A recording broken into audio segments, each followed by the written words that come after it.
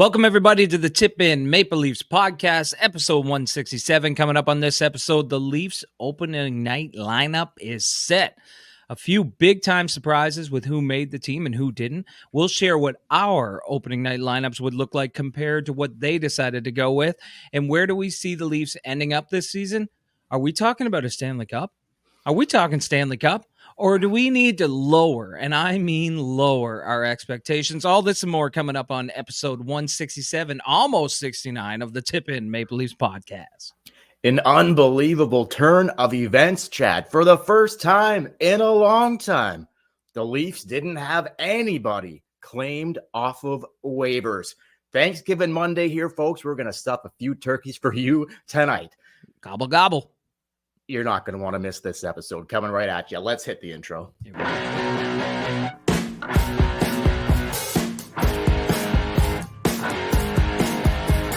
Kamara's coming out, sends it in a goal. They score! They score! Holy mackerel, they score! The Leafs have won it! They're going to the second round! Do you believe this? Holy mackerel!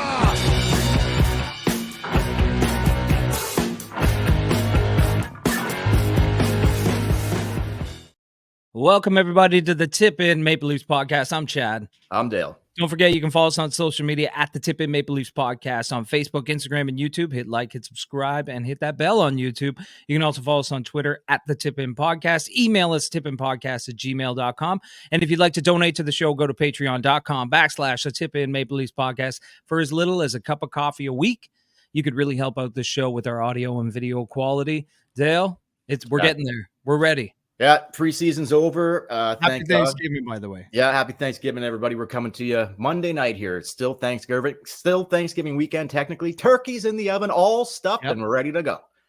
No, not actually. But anyway, it's all over. It's all over now. It's tail end, like 7 p.m. when we're recording this, right? So it's all over. But it's anyway. over. Anyway, yeah, and so it's the preseason, thankfully, like you just said there. So it's go time now. We got a lot of information that came out yesterday and today. I want to start with Matt Murray, who had double hip surgery, or what did they call it? Whatever the procedure was. Yeah, I mean, I can't pronounce what the procedure was, but he done. Hips, man. He done. Oh my goodness. 6 to 8 months he'll be out. That guy is on the shelf, like laid up in bed, like not like both hips. That's how I took that. Did you not? Like when they said like bilateral, I don't know what that I thought that meant like both of them. I don't know. Maybe. That's what it sounds like. Both is something. This guy, holy hell. Anyway, I feel bad for him, but like, geez, like 6 to 9 months, I think is what they said. Yeah.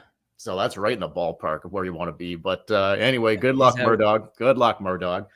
Maybe all the best in your recovery. Career ending, possibly. Like, I mean, could be, yeah. We'll see what happens there. But okay, before we really get into some heavy stuff here. Bar Down, I know you had some stuff cooking today. You might not have seen this. Bar Down on TSN, they put out a little 10-minute video of the Leafs answering some questions, and where they all have to like, who would be best suited for this? Did you see it? I saw glimpses of it on social media, but I didn't see the whole, because it's probably like a 10-minute video. Like 13 minutes, whatever. One major standout for me, Chad, and that's that they started calling Austin Big Tony again, big time. So we're talking Tony Danza, who's the boss, back in the house before the season even starts. So that's very exciting. And it's nice to see those who are watching on YouTube. It's nice to see over your right shoulder there that Eddie Belfour is back in his leather jacket. So. He's there. That's him from the Hockey Hall of Fame. Everybody else wearing suits. Not this guy. No. Not this guy. He's bar clothes all the way. I got the Mark Messier, but I'm shrinking it down to fit into the screen here because it's just too much. It's just too big. Yeah, I hear you. But we got the moose with hair. Not the towel, though. Too little. Yeah, it doesn't matter how big you blow up that picture. That tea towel is not covering the nuts. No, it is not. No so way. Anyway, surprise for Webster. That's right. So the teammates, they're calling him Big Tony, right? They're Big Tony. Yeah. But the major standout for me was, I don't know how they got top. Oh, they were talking about gear, something about like who's the biggest, like crazy, or who's super crazy about their gear having to be a certain way, whatever. And everyone's like, Austin, his gloves He doesn't like wet gloves. He needs them dry. So much so that he changes his gloves like every TV timeout. New fresh set of dry ones. He No said wet. this was no wetness. This was the standout for me. He said he can't grip his stick when they're wet. Oh, okay. Trying to make sense, but I mean, a lot of people like it wet. A lot of people like it dry. Personally, the wet, I like it wet, but I don't know. But it's not for everybody, right? It's No. not for everybody. I We was do surprised. a segment on this show called Wet Puck or Dry Stick. I know. He's obviously a dry stick guy. With a mustache like that, I had him pegged for wet, but apparently dry. So can't grip the stick, dude. Can't grip it. Never judge a book by its cover because you don't know. I have one more thing before we get into the lineup, okay? I think you're going to like this one. Dave Poulin, when we're going to get into like who made the team and obviously whatever. But before it was decided today, Dave Poulin was doing a little hit on TSN, and he was asked about Nyes and Minton and like, should they their style of play, their chemistry, all this. And he says, this was his breakdown. I really like this analogy. I swear he said this. Dave Poulin says, Nyes and Minton, the way they skate on the ice, fully erect.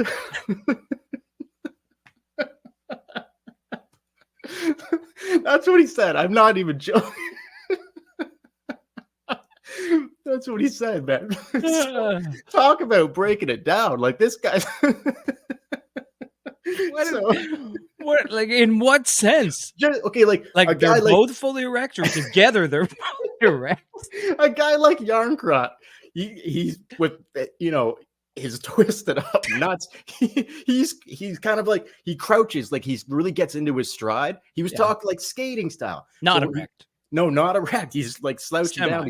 He's got to stay down, low gravity there. But Nyes and Minton, this is just Dave Poulin's take. I tend to agree, but he's just like the way they skate on the ice. They're both like upright, but he went even further, calling it fully erect. So fully erect. I just love that. I don't know.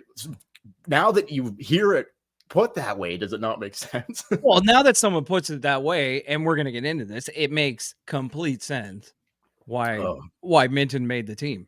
Because if you can have two fully erect guys on one line, that is wild, man. That's so crazy. Anyway, I just thought you'd like shout that. out to Jay Poole. I didn't hear that, but I would love to see that clip. I think he was talking to Jay Onright. It was like a hit after the game. Jay would get it. Jay Onright would get it. But I can't believe Jay didn't like burst out laughing. But yeah, Dave Poulin, like out of all the analogies to use the style they play and like the way they skate, like the upright and tall and whatever, he just goes to fully erect. So he must have known. Like, you don't use that word and don't associate it back to. I don't know. He's old school, man. He's old school. You never know. But anyway, love Dave Poulin. Fully erect. Awesome. So where do you want to go? Do you want to go right to the lineup, or do you want to? There's some other news and notes and stuff, but we can kind of save that to the end. Let's go. Leafs opening lineup. Okay. Do you want to go first? Your comments and thoughts on, like, take it wherever you want, like who made it, who didn't, waivers, whatever you want to do. Yeah. So Sam Lafferty was traded to open up roster spot, and Fraser Minton makes the team out of camp. That's probably the biggest surprise on everybody that's on the roster. 100%, man. 100%. We've been talking about it. You on the very first podcast we did back here on the Tip In Maple Leafs podcast, you said how impressed you were with him in the first game. I didn't really see it in the first game. That was in. That was the very first preseason game. I thought he was in. Oh, that for sure. But I thought he was in. He looked really good in the. I caught the prospect tournament in Traverse City, and I thought he was a major standout there as well. So, but I just didn't see it coming. That's what she said. So, you know what I mean? Like, even Keefe said today, like, he wasn't on the radar. Like, he didn't. No one thought this kid was grabbing a spot. No. If anybody says that they thought Fraser Minton for sure was a lock at the start of this, they're lying to you, because we all thought he was going back to junior. He wasn't going to be on the team, and he's going to be here. And I love what Keefe said. It basically, like, it's good that we put the salary cap aside, and Keefe's just like he deserves to show what he can do in a regular season game. And I like that, because it makes camp worthwhile. It makes it like it actually means something This kid played. He gets to play some regular season games. Can't wait to see his fully erect skating going up and down the ice. Can't wait. You said last podcast, man, like your thoughts, and I agreed with you that like he was a standout, a major standout. Every game he played, he was a standout. He deserved to make the team. So guys that, over, like, so Minton makes it. We knew Nyes was a lock, whatever. Yeah. So they ended up sending down two guys that didn't make it, were Holmberg and Robertson. So they didn't have to clear waivers, but they got sent to the Marlies along with a handful of other guys. But the only people that you knew weren't going to make it. Yeah, like Robertson and Holmberg, I'm like, what are they going to do here? Interestingly enough, they still have Cowan around, which is like, I guess, just to get a couple more practices in before they send him back. I don't think he plays in here, does he? They still have McMahon around too, but he's injured. He's injured. And he does need waivers to go down. So I think they're just keeping him whatever. And Gregor makes it, but he doesn't have a contract. He's still around, but he doesn't have a contract. They still haven't signed him. So I know, but he's still there. So like, I'm considering he's going to be on the roster. He might not play, but he's he's still there. Deal with Tree Living speaking tomorrow, but like, if he's doesn't have a contract, he can't play Wednesday night. No, he can't play. I think after tomorrow, like he can't even show up to the rink. Like, he can't just show up to the rink without a contract. Is that why they're keeping Cowan around? That doesn't make any sense, does it? Like, those are some of the questions that I still don't have answered, even after all the waiver wire, everything that went down. They put a handful of players, including Martin Jones, on waivers. They all cleared. Unbelievable. I can't believe it. All cleared. Can't believe now, it. Did you see what they did with Martin Jones' contract? What Tree Living and company did? So they put in his contract, he is owed a bonus tomorrow. Okay. So if you were to pick him up off waivers today, you would have to pay him a cash bonus tomorrow. And I thought that's pretty genius. I did not know that. Because that's going to deter a lot of teams like Arizona and places like that are always looking for cheap players. They don't want to pay the cash bonus. I thought that was a really smart move to make. So tomorrow it's only like $100,000 cash bonus, but still it adds a little bit more security that he wouldn't get picked up off waivers. So smart move on their part. Yeah, probably a Pridham call there. Yeah, I said Tree Living and Company. Yeah, it's probably Pridham who put that in. Everyone was giving Tree Living credit. I'm like, that sounds like a Pridham move. But no real surprises. On the back end, it looks like Klingberg is going to go. We already knew the top 6 guys on the back end, but Kokkonen, he's there. Because Benoit got sent down. Thankfully, I had no interest of seeing Benoit stick around. Not that he was going to play anyway, but barring injury, like, who knows? Anything can happen real quick here. You never know. Like, something's going to happen with one of those defensemen. I just do not like the look of that defense at all. Like, I hate it, really. I can't. It just drives me nuts looking at that on paper. But I know. Anyway, it's absolutely mind-blowing that here we are 2 sleeps away, or what's today? 2 sleeps away from the start of the regular season, and Minton makes the team, and Cowan is still there like their 13th forward. It's crazy. Yeah. Like, it's crazy. It really is. That's how well those 2 kids have played, to be like right to the end, and so much so they're gonna Minton. It's good like, though, man. Oh, dude, like whether it ends up being 9 games or not, I'll tell you what, or I'll ask you. I'll tell you what I think. If he continues to look good here, like game 1, 2, maybe game 3, not so much, but back a good game 4, whatever. Like if he continues to, like, you see progress and like he's kind of carrying the preseason into the regular season, I'm not sending that kid back. Keep him. Just keep him. What would you like? What do you think? Yeah, like if he plays anywhere near how he did in the preseason in the regular season games, I'd keep him. Yeah, you burn a year of his ELC, but you're getting a cheap player who can, if he's going to help produce, you. Yeah, if he can produce in your bottom 6, if him and Nyes keep that chemistry going that they had in the preseason, both erect, that's going to be. I can't see how they don't like the chemistry's there. They're both so smart. Like I don't see it. I don't see it just disappearing. I mean, we've seen this many times where someone has a great preseason, but then when the regular season kicks off and all of a sudden the teams are icing their best lineups, the players are trying hard now because I think a lot of them go soft, shout out in the preseason. 100%, man. So I think there is a chance Minton has a bit of a drop off here because, of course. and everything else, right? That you're on national television, everybody's watching, the arena's sold out, the fans are loud. It's going to be a lot different. but shout out for him for making the team out of camp. I love it because it says to everybody else if you're going to go to the Leafs organization for a PTO or anything like that, that you actually have a chance of making this team. Oh, it's awesome, man. Yeah, it's a good sign. It's awesome. So, hey, shout out to Kyle Dubas here, because all of a sudden our third line is going to consist of Nyes and Minton, who look absolutely awesome together. Yeah.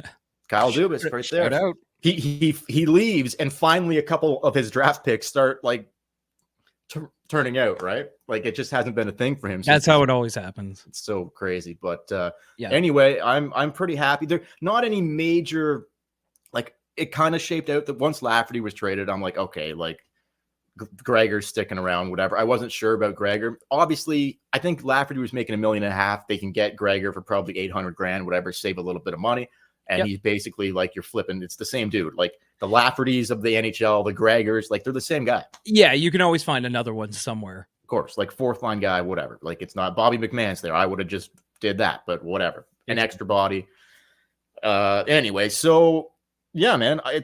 Do you want to go to? Okay, I'll say this. Sheldon Keefe. Before do you have like what your opening night lineup would have been compared to what they did? Yeah, well, I have my opening night lineup. It's pretty similar to what they've done, but yeah. So is mine. Okay, so we'll get there in a second. I just one more thing on Keefe. Keefe said in an interview before they like were finalizing a couple days ago, whatever. He said he wants to spread the penalty kill unit wide open, maybe using 8 different guys this season on the penalty kill. Marner, Matthews, Camp, Yarncroc, Nylander, Nyes, Minton, Gregor, Holmberg, because Holmberg will probably factor in somewhere down the road here this season. Up to 8 different 8 of the 12 forwards he potentially sees killing penalties. That's wild stuff, is it not? Well, you got 8 guys pounding one unit. That's his exact words again, Chad. Just to remind you, he wants to spread the penalty kill wide open. Wow, I've seen this before. Sometimes it's beautiful, sometimes it's ugly. We'll have to see how it goes. But I will say this. Austin Matthews has looked really good killing penalties. It kind of reminds me of the old Matt Sundin, Alexander McGillney killing penalties, where the team is a little weary to make that extra pass because they don't want to get picked off and have, Matthews, Marner going 2-on-1 the other way. So it's been good so far. We'll see how it goes in the regular season. Speaking of spread wide open, we got a little something special for you right now, folks. When we come back, we're going to let you know what Chad and I are going to compare what our opening night lineups would have been and compared to what the Leafs actually did. So stay tuned for that. A few other things to wrap it up, but here's a little special treat for you guys. Why don't you take a little look at this? Enjoy.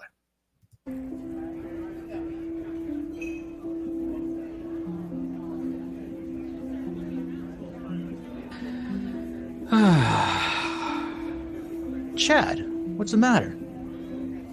Well, Dale, I guess I've just been feeling a little down, because like I love podcasting, but I find there's something missing. There's got to be something else that I love other than just podcasting. Chad, wipe those tears away. There's only 2 things I know how to do. I never get down. I love podcasts just as much as you. The second thing I love is porn, but not just any porn, specifically Brazzers.com. Brazzers.com? That's right, Brazzers.com. What is it? Take a little sneak peek at Brazzers.com. Why don't you bring it up right now? I can't look at this on my computer. Is there any way I could watch it in private on my phone? Absolutely. Privacy settings galore. Brazzers.com has all your pornography needs. Well, this is great. I am so much happier now. Brazzers.com. Thanks, Dale. You're welcome, Chad. Brazzers.com. That's right, folks. Brazzers.com. Use the promo code TIPIN for 0% off now. Brazzers.com, the unofficial sponsor of the Tip-In Maple Leafs podcast. We love Brazzers.com. Go take a little peek. Just ask this guy behind me. He'll tell you a thing or two about Brazzers. Hell, the Eagle has landed, folks. There you go. He knows all about it. All right, Chad, you want to pull up your opening night lineup? and we'll compare. I got a little twist for you here. So I don't know if All you right. want to go first or you want me to go first or what. Yeah, let's do line by line. We'll each take a turn Okay. instead of reading them all. So let's do top line because we probably have the same. I have. I'm throwing a wrench in this whole thing. All right. Well, for my top line opening night, it's going to be Matthews, Marner, Bertuzzi. Okay. I'm switching things up, man, and I'll explain after. If you have questions as we go, please feel free to ask. My top line would be Matthews at center with Bertuzzi and Tavares on the wing. Oh, okay. All right. I want a wrench, baby. So All let me follow it up with my second line to just let it make a little more sense. Nylander at center, Domi, Marner, switching the whole thing up. That's what. Sorry, what was that? What was your second line? Nylander at center, Nylander at center. Domi and Marner, switching it up. We haven't seen that look before. It's always Mitch and Austin or Willie and Austin, and haven't seen that look. I'd like to see it. Yeah, okay. Well, I kept it pretty simple. I had JT, Nylander, and Domi on the second line. I just want to see, like, I felt like JT and Nylander were starting to click last year. Yep. And I think having a guy like Domi on the line is maybe the missing ingredient that they need. Yep. It takes some of the load off JT. Yep. Go ahead. Go ahead with your third line. Well, obviously third line, Minton and Nyes. I have Yarncroc there, but I thought about this a bit because I'm not sold on Yarncroc there, but I'm going to put him there for my opening night roster. But I'm keeping Minton and Nyes together just to see if the chemistry's still rolling into the regular season. Okay, interesting. So I'm putting a wrench in this whole thing. I'm glad you are. I would have went with Minton, with Nyes, and Reeves. You got the two kids out there. I thought about that. You put Reeves out there. No one's going to fuck with those guys. No chance. And then my fourth line, personally, I would have went with Kampf with Yarncroc and Holmberg. So I had Gregor not there, Robertson not there. A European fourth line. That's what I would have did. I just wanted to give it a different look. That's what I would have done with the 12-4. I thought the exact same thing about putting Reeves with the kids. Let them have lots of ice to play with because who the hell's going to fuck with them? But he is 38 years old. Can he keep up? Probably not. But basically, let the other two do their own thing and just have them out there to make sure nothing fucking happens to them.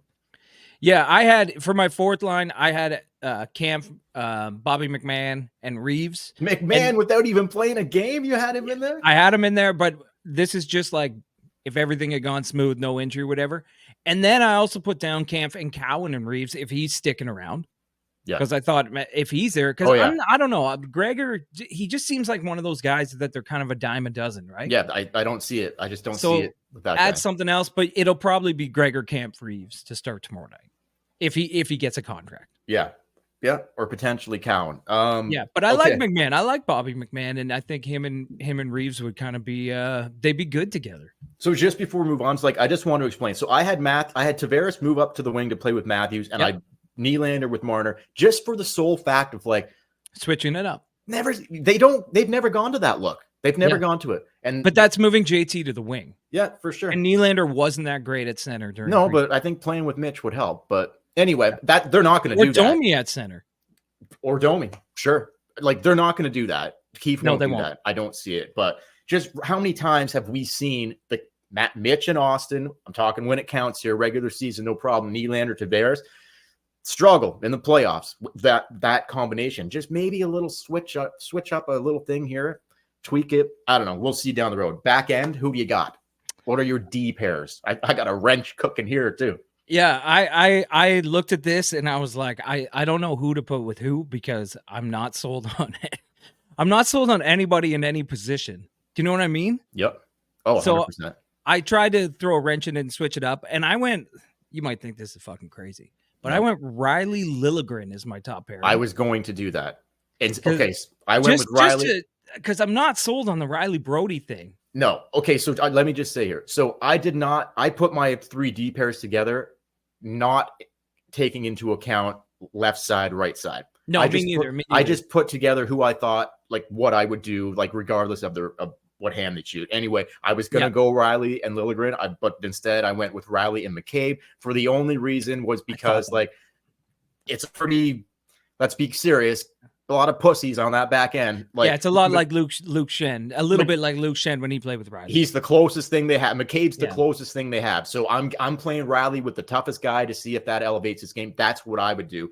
My second pair, Chad, is Giordano and TJ Brody, because their Calgary days, they both played their best hockey when they played together with the Calgary Flames. Giordano, 40 years old. Brody doesn't look anywhere like he used to. Maybe you put them back together, they create some old magic. That's where I would go with my second pair. Yeah. I had and I like that. I had McCabe with Brody back there as the second pair. Okay.